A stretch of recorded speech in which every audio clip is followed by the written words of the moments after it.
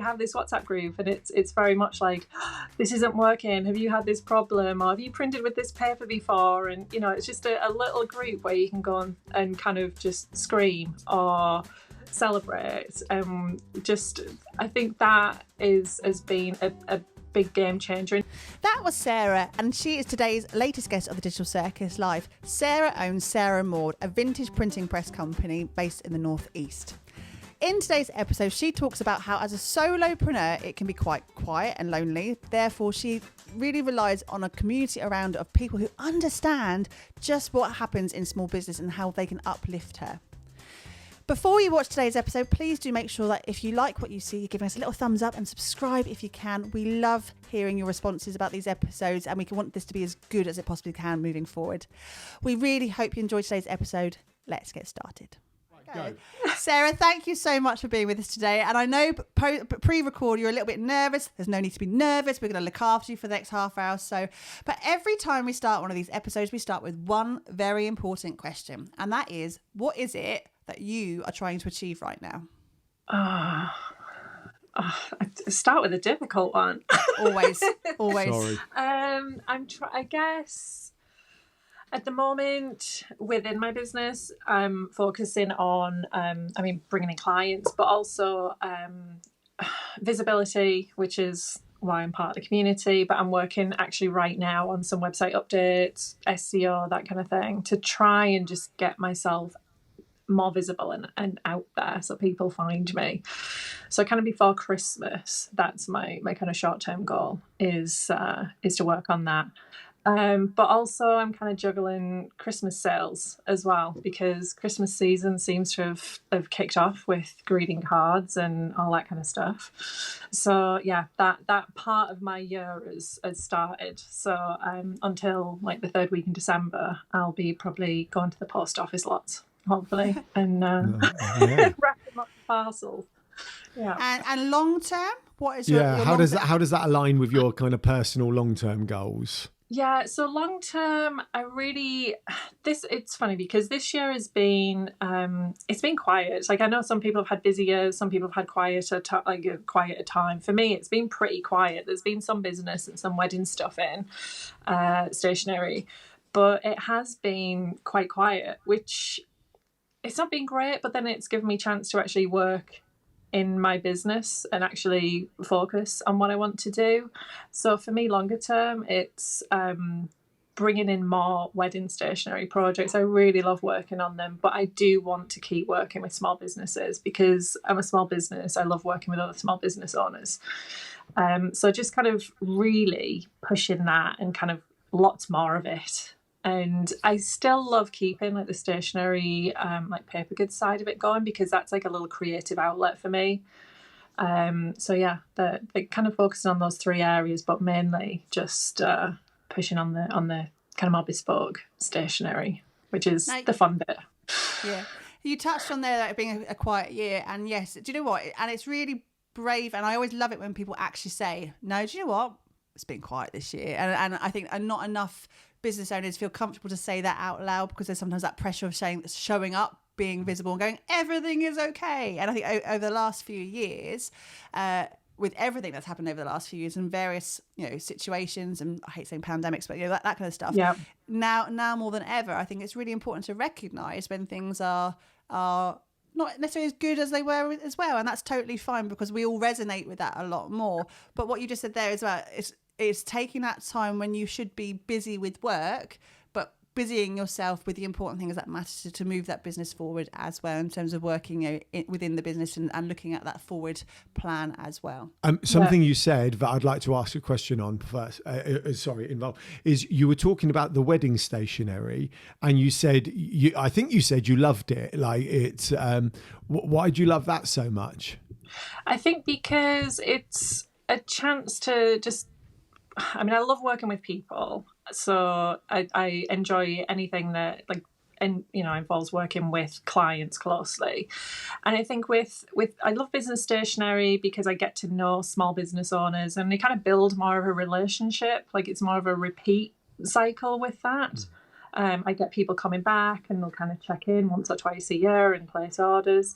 With weddings, I think it's just the it's part of the excitement of it and the creativity, and also knowing that it's with stationery, it's one of the first things that people, like, you know, you book your venue and your date, and then you're thinking about the stationery and inviting people often before you get to the outfits and the food and the flowers and things. So it's nice to kind of get in on that early stage when everything's really exciting, and maybe just into the planning process, and just work with people really closely on what is a really special day in their lives. And often for me, it's like they'll come, and I've been there myself last year. It can be really overwhelming, and you know, it's a very involved process to plan your wedding. There's so much to think about. There really is, isn't there? Yeah, money to spend and decisions to make. And you know, people will come to me and say, oh, it's just so stressful, and there's so many decisions to make, things to think about. And you know, one thing I learned through going through the process myself is just enjoy the process as much as you can. And if anything goes wrong on the day, and somebody actually said this to me, if anything goes wrong on the day, nobody else will know. No. Probably. It's, you know, if things don't go to plan, focus on the details if you really want them. But if something doesn't happen, or something goes wrong, or you know, it doesn't turn up and you have to do the day without it, it's fine. And sometimes I think just giving a little bit of support to couples as well, and just, you know, not just being there as a transaction, but actually being there as a human and saying, no, I've gone through this. Like, I know it can be so stressful. Like, but yeah, just, you know, chill out and enjoy it. So we said, Sarah, don't panic. You know, we'll look after this podcast. She was a bit nervous before, and lo and behold, we had a technical glitch. But hopefully, we're back on track now. So, Sarah, we hope. Who knows? Actually, before our technical glitch, I brought gremlins with me. That's oh. But just don't get water on them. We were discussing, obviously, your love of working with couples, and you were lucky enough to get married last year, and went through that process, and we were very fortunate to know you last year and know your build up to the wedding, and how you'll go through your own stresses and strains for dealing with it. Does that newfound empathy, have you changed the way in which you interact with your couples these days? Do you have anything else you add to that in terms of now knowing those trials and tribulations of wedding planning? Yeah, I think it's to a certain extent, like, running a small business is almost like continually planning a wedding in a way. 100%. It just feels like you're always kind of like, okay, deal with this, deal with that, and then with the next decision making. So it can feel a bit like wedding planning can feel like a very condensed version of running a business. But yeah, I think for me, some of the advice I was given, like the couple of little nuggets of wisdom, I kind of passed on. Because it is very, like, thinking, you know, about if something goes wrong, nobody else will know on the day. And I think in the midst of it, it can, like, the smallest things can feel so important, but then on the day you completely forget about it, and it's not a big deal. So little things like that, where someone said that to me and I've thought, you know what, yeah, I'm going to share that. Because if someone comes to me and they're a bit stressed and they don't know where to start, it's like, okay, it's fine. I'm here to help. Like, that's what I always say to people, is I'm here to help in any way I can. I was going to I'm on it. No. You asked the last question. Right. So 2 things. Okay. First of all, your face is literally lighting up as you're talking about helping other people. It did before the glitch. I feel like, is this the Avengers? What was it called in Avengers? Where they called it after everyone died? When after Thanos, I don't know. No, it's got its own name. You know, it was before the glitch. It's still lighting up. So where does the love and the desire to want to help people come from? Has something happened? Is it just there? Has it been there always? I think just running a business, and especially letterpress printing as well with what I do. There's a community. It's a heritage craft. There's not a lot of, there's a surprising amount of people that have antique print presses, but there's not a lot of us really. And I think starting that journey as a small business owner, it started, I was made redundant, so I kind of was thrown into it at very short notice. And there's just, I think the people that are there as that happens and kind of help you through, and the little people, the people that come in and help you at different stages, I just really like to kind of pay that forwards in what I do. So, and I like to think of running a small business, it's a way to have that personal connection in a way that when I worked in design agencies, I didn't really have as much. I never worked in a huge agency, but I didn't really get that client contact as often as I do now.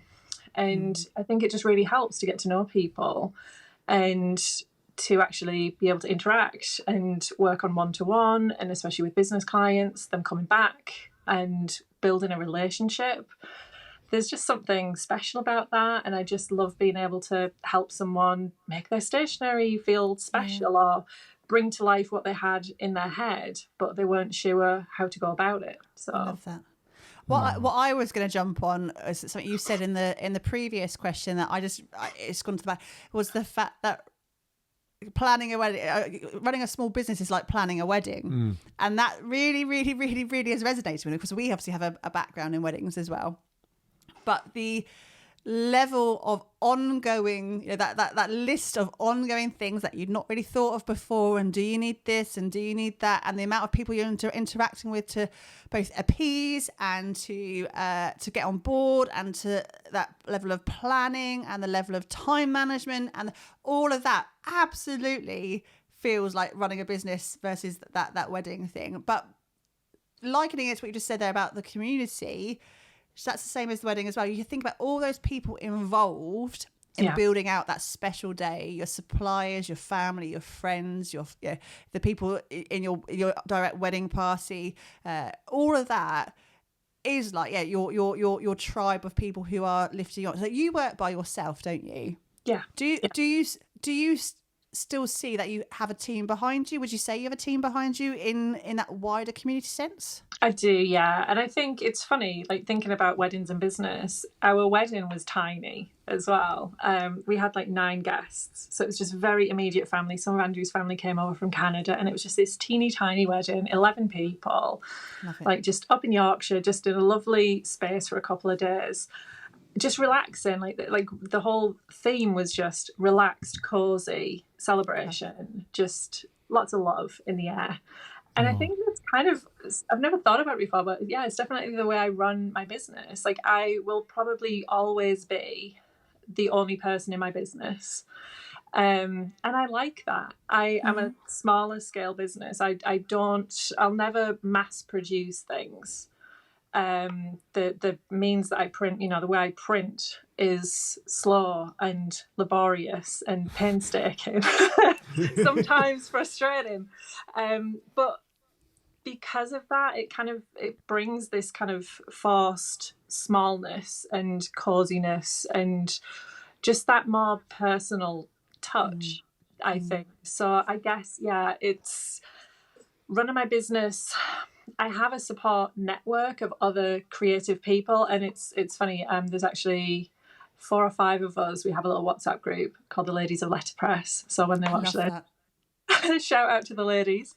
But yeah, don't forget to subscribe, ladies. We have this WhatsApp group, and it's very much like, this isn't working. Have you had this problem, or have you printed with this paper before? And it's just a little group where you can go and kind of just scream or celebrate. Just I think that has been a big game changer, and definitely.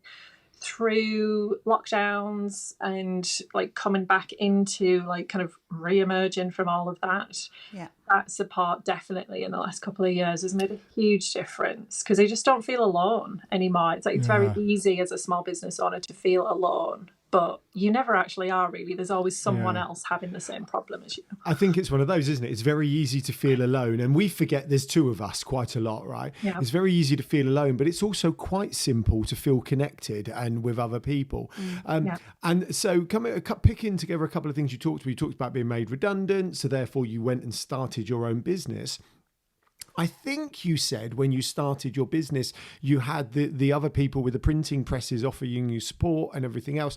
And that kind of family and community feel is always there. It's like everything you've said has been about helping people, family, community. Would you have started your own business without them? And as a sub question, why did you start your own business and not just get another job?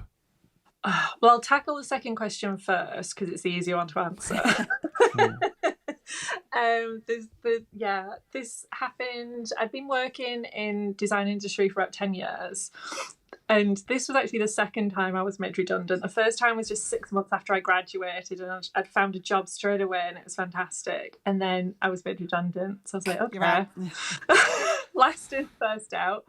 So I actually, at that point, I managed to find another job in an agency, and I was there for a few years. And it was, I moved to Canada in 2008 and was living there and working as a designer. And I'm trying to think, it was early 2011, I think, that it happened. And just went in one day, and some people were taken upstairs and some people were given a letter downstairs. And it was like, okay, you can come in and clear your desk. But yeah, so I kind of went home and I was like, I don't know what's just happened. It's happened again.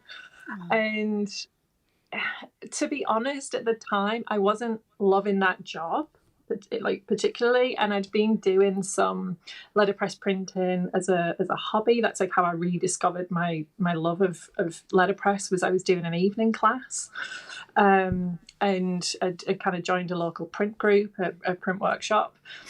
And when I was made redundant, the way that things work in Canada, or did at that time, was that if you work for yourself, the kind of social support system there tops up your salary.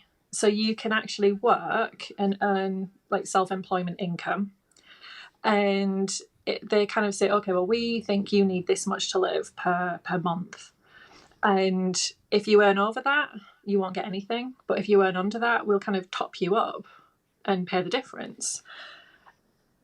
I don't know if I'd have been able to do what I did over here, because I don't think that actually exists here. So that system actually helped me start my business. You get the support for up to a year, I think it is, up to 52 weeks. And I think it was that allowed me to actually try and start my business, because some of the clients that I'd worked with at the agency actually came to me as an independent.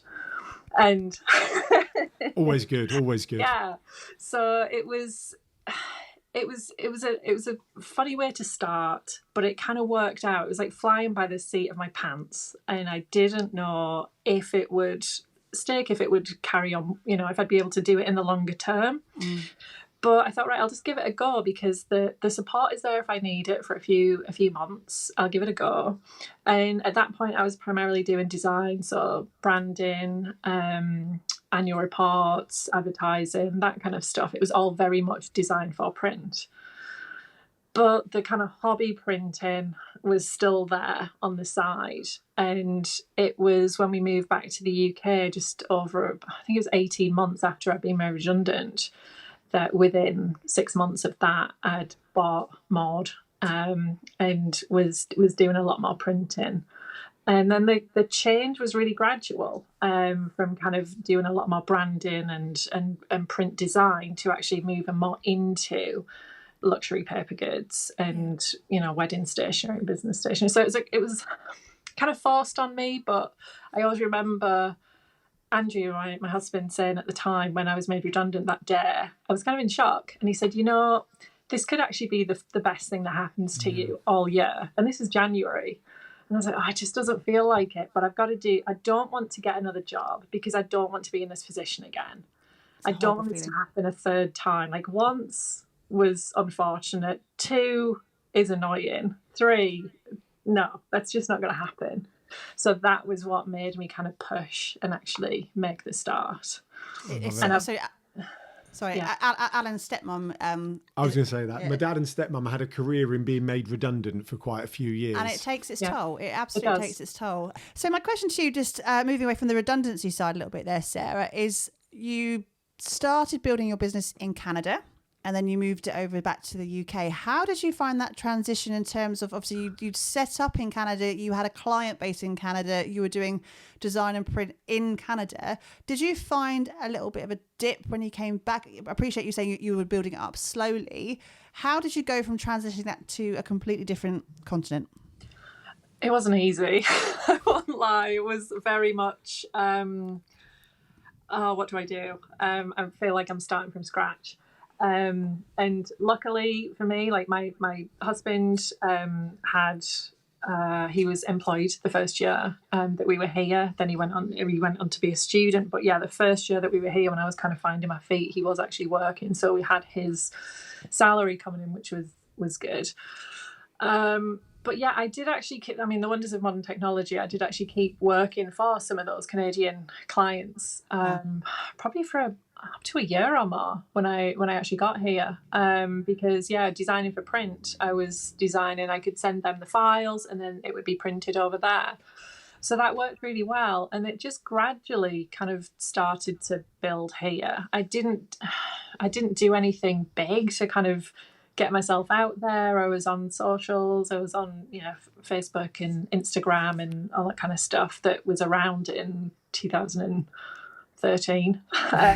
10 years. Oh my god, a decade ago. My god, don't. It's like I realised today that like I graduated 20 years ago and all of a sudden I just feel Don't do it to yourself. Don't do it to yourself. It's like those memes where they say that 20 years ago was 1983 and it's not, it was 2000. It's like, oh shit. Yeah, but one of the things we've been we started our wedding business around 2012, 2013, and marketing your small business and the internet has changed so much in one decade, massively. Right? Unbelievable, isn't it? Like phenomenally different.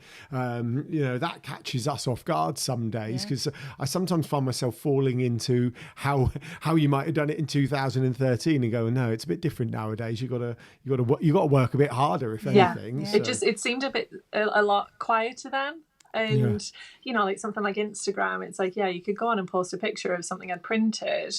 And like hundreds of people would see it. And I'm just like tiny me with a few hundred followers living in Birmingham at the time. And it's like now it's a slog to try and get people to see. It's like the Googles and the algorithms and everything have like really kicked in that decade. Yeah. And it just does take that more concerted effort to get to it really where does. You want to be. Yeah, it really does. Yeah, I think that's another thing to like pat small business owners on the back with, is that we don't come into this career necessarily with a digital marketing degree. That's not something we have to learn, and it's tricky. It's really tricky. And anyone listening to us right now wanting to understand a bit more about being a small business owner, there are many hats we all wear, and especially when you're working by yourself. And that's why, coming back to what you're saying about community and team there, and why it's great to have those spaces with your WhatsApp group. We had the same conversation literally before hitting record today with we have a virtual coffee morning. We do that once a month, and they are the most least networking business calls you will ever come across, because it's not about necessarily talking about your elevator pitch and being businessy. It's about having space to talk to people who get it. Yeah, and finding those people who are not necessarily your husband, your wife, your dad, your mum, your neighbour, because they don't always get it, and that's totally fine. Yeah, but carving out somewhere or someone who you can just scream on a WhatsApp call to go, oh my god, it's so integral. I think that's really important. Yeah, and it's funny. Just before the pandemic, like before COVID, I was working with a mentor. And it was really, I was kind of at a stage in my business where I didn't know which direction to take things. I was wanting to get more into wedding stationery, but I wasn't sure how to do it. I was thinking about focusing on the paper goods side of things. And I was like this close to signing up to do a trade show, like a greeting card trade show. And I remember sitting and kind of doing a pros and cons list and like thinking, okay, I'm not going to do that. I'm going to go in this direction. And that came through working with the mentor. And I remember having a conversation with her because she said, what do you want to get out of the sessions? And there was obviously like some business related stuff, and I had business goals. one of the big ones was actually making decisions myself and trusting my own gut. Because there were so many times that I would have decisions to make and say to Andrew, like my husband, who, you know, is a lecturer in psychology and has nothing to do with creative arts at all. And I'd say to him, what do you think about this? Should I do this or this? And he's like, I don't know. Like, I want to, you could do one or the other. Like, I don't know. Why does he not know? Well, that's it. I'm like, you've got to tell me. I can't make this decision. And I think I'd been doing that for a couple of years and like just thinking, oh, I'm not getting, like, you should know the answer. And she's like, but I don't do what you do. And we'd kind of gone back and forth like this, over a couple of years. And it would come up every now and then. I thought, I just need to actually trust my gut. This is my business. My business is me. And I need to make these decisions for me because I know my clients. And if I ask Andrew or my mom or my dog to make the decision for me, then that's not actually true to my business because they're not in my business and kind of they don't know those people that I'm working with, and clients end up as friends. And I think that happens when you are, and I hate to use the word authentic because it's just so we do, although we agree, right? I do feel we need a small business buzzer, like authenticity. I can't think of another word, but it's just just being yourself and being true to yourself has kind of just really helped, I think, grow my business in a way. Just being true to yourself and being honest and approachable, and those are the things. Like, it's funny, I've got a post-it in front of me with like my keywords for my business, and it's like I've just said some of them without even thinking about it. But it's just I want to, it's all about being seen as an expert in your field and like being all the buzzwords, buzzword bingo. But I think at the end of it, whether you're a couple planning your wedding or whether you're a business owner, you're a human and you're going to another human to try and help and solve a problem. And I love solving problems and I love working with people. So it's just a really natural thing for me to do. Sorry, Annie, go. Yes. Right. So absolutely. And there's a couple of things from that. So friend of Yellow Tuxedo, Al Fawcett, Infinite Pie, he says they're only buzzwords or cliches if you're not doing them. If you're doing them, they're absolutely valid words to be using. And authenticity is a bit like that. It is in the small business world. It is overused. But if you're being authentic, it's absolutely spot on. And my other thought, listening to you there and, thinking about what we think, we've talked about this before. We've talked about, like, Emily and I, we've done some cool stuff. We've done some ultra marathons and things like that. And one of the women we went to watch speak once about her adventure was a lady called Felicity Aston, who trekked to the pole, the South Pole. Oh, wow. First solo unsupported lady, something like that. And a fascinating story, right? But the takeaway was she said to herself, I just need to get out of the tent every morning. As long as I get out of the tent, I know everything else will happen. I think being a small business owner is basically like polar travel. I genuinely do. As long as you get up every morning and do one thing, everything else will fall into place as you keep going and keep going. Because it is tough. It's a laborious slog day in and day out. Now, it can be fun. I'm not saying it's not fun and cannot be fun. But ultimately, you have to you've got to make your own decisions when your psychologist lecturer husband doesn't understand creativity businesses. Why not? But it is absolutely, it's dig deep stuff to achieve the goal. We're achieving things we've never achieved before. And, to do that, you may have to do things you've never done before. It's big stuff. But one last thing I'd like to point out before we go into our final question, because we have to, I could talk to you for hours, Sarah, I really could.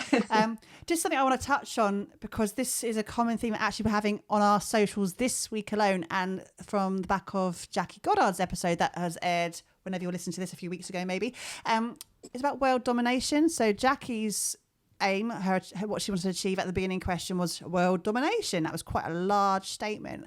And actually, what I appreciate about you, Sarah, is you don't want world domination, do you? Well, I think Sarah wants her own version of it. But that's what I mean. And that's the clarity I want to kind of bring into today's conversation, is that world domination as a statement can sound big, scary. You want global brand. You want to be talking to the masses. But actually, you are the other end of the scale there. But your domination there is about being able to impact the people that you're on a personal level, one-to-one, getting right into the deep of their needs in terms of their wedding planning or their whatever their print needs are.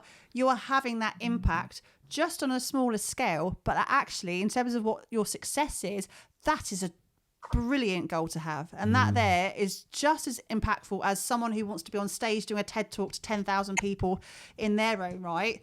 Yeah. Actually, for anyone listening again, please don't think that because you're working in maybe a bijou space, or you're working one-to-one, or you're the only person delivering your product or service, the impact you can leave on this on the wider world there for long term is just as important, and you are making things and doing things that matter. So that's what I just wanted to say to you there, Sarah. We think what you're doing is incredible, and it's the whole that Dory just keeps swimming. It feels tough sometimes, but have that bundle of people around you who get what you're talking about. Our community again and again. Absolutely. And I was going to say, like, it's one of those things where it's a marathon, not a sprint. And sometimes I have to remind myself of that when I'll sometimes just do a big brain dump onto a piece of paper and there's like 500 things. There's never nothing to do in a business. Like, there is always something to do. It's like the to-do list never ends. Like, you tick one thing off and two things get added.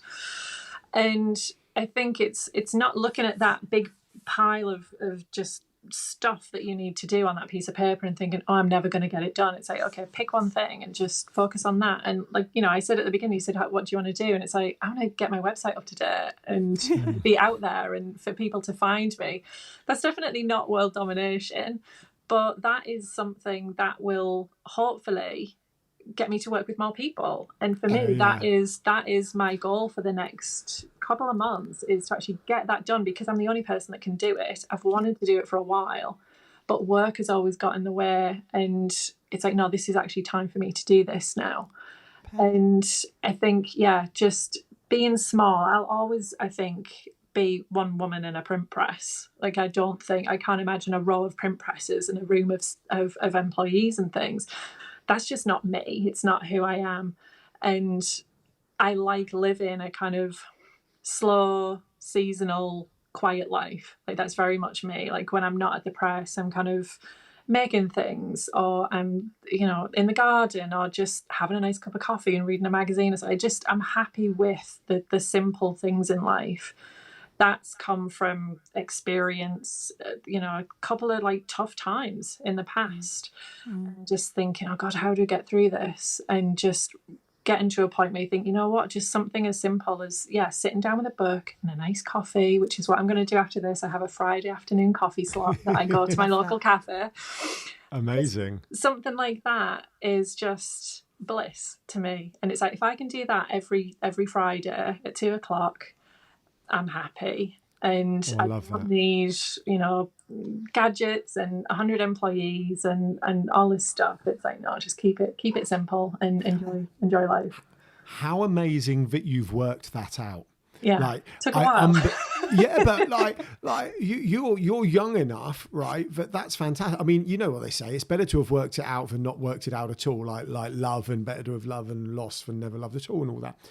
But if you've worked that out, then you're winning at life. You're literally winning at life. And my other thought, I used to work for Geek Squad. I was talking about that. Did you work for Geek Squad? You never mentioned No, it. yeah, but you know why I bring Geek Squad? Because that's where I learn everything, not compounded everything about branding and culture. Working for Geek, very strong brand and culture, massively changed my thoughts on what business could be like. It was very interesting.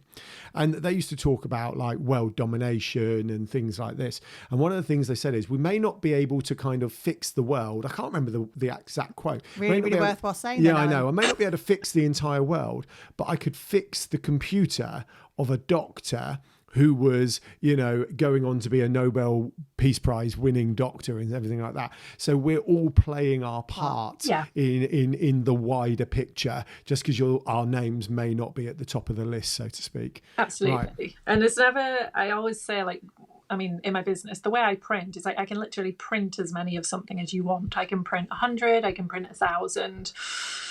There's no, there's no set minimums that you have to do. It's like, I can work with you. There is no job too small, and there is no business that is too small to work with.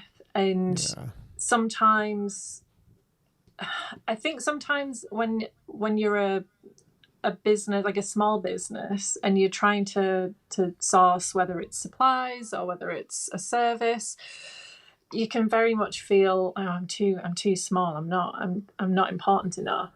And to me, big orders, small orders, every order, every client that I work with is just, and then people say this, oh, everyone's important, but honestly, it's like, it doesn't matter whether you come to me and you're spending thousands of pounds or hundreds, you will get the same service, because I want to make a difference to what you do, whether it's printing business cards or a whole suite of stationery.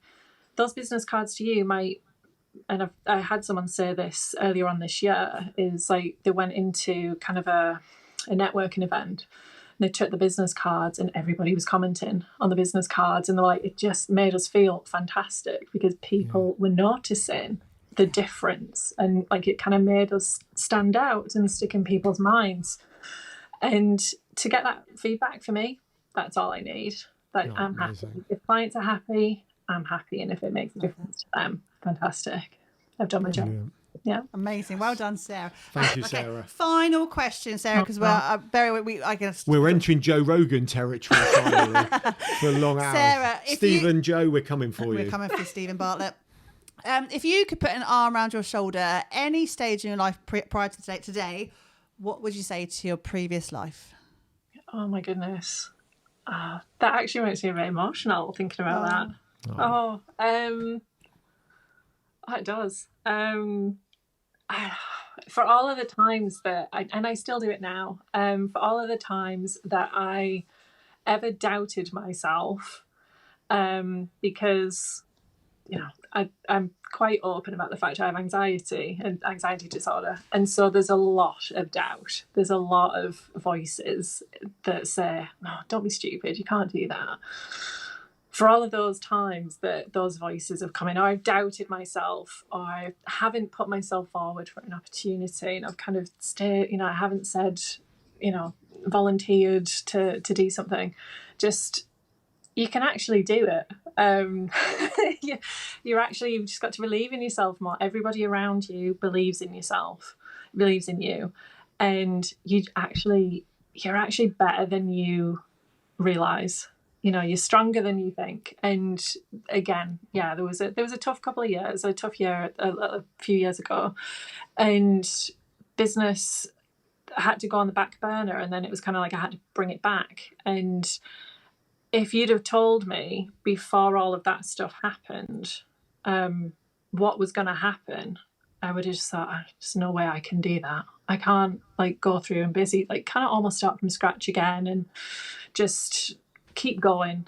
And I actually did it. And it's that, going through that difficulty and looking back now, that's made me appreciate the small things, but also just made me think, you know what? Yeah, you can just give it a go. Try it, because you might surprise yourself. And I think I was always very full of doubt and anxiety, like this ball of nerves, and introverted, which doesn't help when you're trying to run a small business on your own. But yeah, just trust yourself, trust your gut. You can do it. Just give it a go.